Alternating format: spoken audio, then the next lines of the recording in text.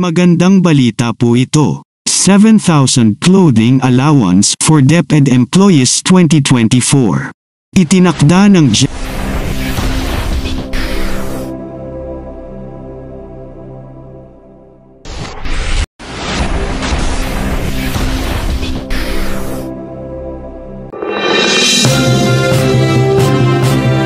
Magandang araw po mga kaguro. Magandang balita po ito. 7,000 clothing allowance for DepEd employees 2024.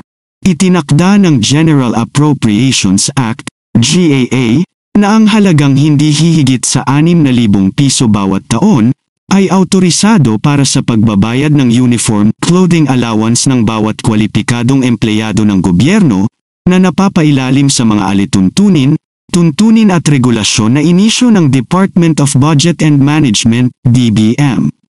Sinasaklaw ng circular ang mga civilian government personnel na sumasakop sa mga regular, kontraktual o casual na posisyon, hinirang o elektibo, pagbibigay ng mga serbisyo sa full-time o part-time na batayan. Ang uniform clothing allowance para sa full-time na serbisyo ng mga tauhan ng gobyerno ay hindi lalampas sa 6,000 pesos kada taon.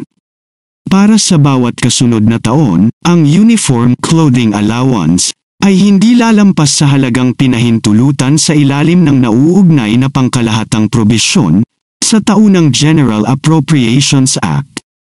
Ang uniform clothing allowance kada taon para sa part-time na serbisyo ay dapat na nasa direktang proporsyon sa uniform clothing allowance para sa full-time na serbisyo.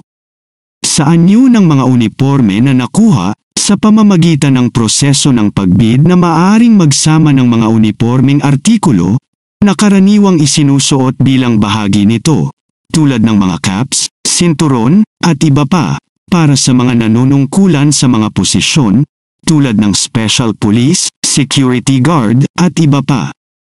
Sa anyo ng mga materyales sa tela at pera upang masakop ang mga gastos sa pananahi, gaya ng pinagtibay ng napakalaking departamento.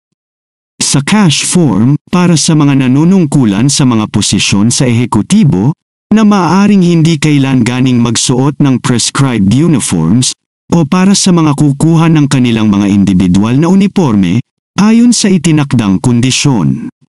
Sa abot ng makakaya, ang naturang uniform o clothing ay dapat gumamit ng mga tropikal na hibla ng Pilipinas, alinsunod sa Republic Act No. 92-421, Series of 2004. Ang mga sapatos ay dapat nasa personal na account ng mga opisyal o empleyado, maliban kung itinatadhana ng batas.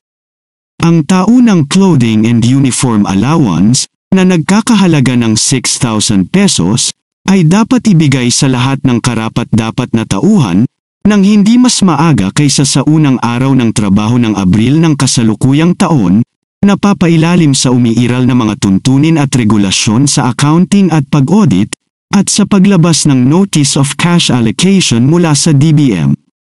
Ayon sa update, makakatanggap ng 7,000 pesos uniform clothing allowance ang mga government employees simula sa 2024. Gayunpaman, hihintayin natin ang DBM na maglabas ng circular tungkol sa pagtaas. Iniangkop ng Kagawaran ng Edukasyon ang 4 na bagong set ng mga disenyo ng pambansang uniforme ng DepEd para sa pagtuturo at 2 bagong disenyo ng pambansang uniforme para sa mga non-teaching personnel simula sa panahon ng transisyon ng school year 2021 to 2022. Simula sa school year 2022 to 2023 hanggang sa kasalukuyan, lahat ng mga tauhan ng pagtuturo at non-teaching personnel ay dapat magsuot ng bagong prescribed set ng mga uniforme. Kung meron man kayong mga komento tungkol sa mga isyong ito, maaari kayong magbigay ng mga reaksyon sa comment section na makikita sa ibaba ng bidyong ito. Maraming salamat, at kung ikaw ay interesado ng mga bidyong tulad nito, mangyaring suportahan ang channel na ito sa pamamagitan ng pagpindot ng like, pag-share ng mga video at kung bago ka pa lang sa channel na ito, please subscribe sa channel na ito at pindutin ang notification bell at piliin ang all upang maabisuhan ka para sa mga paparating pang mga videos.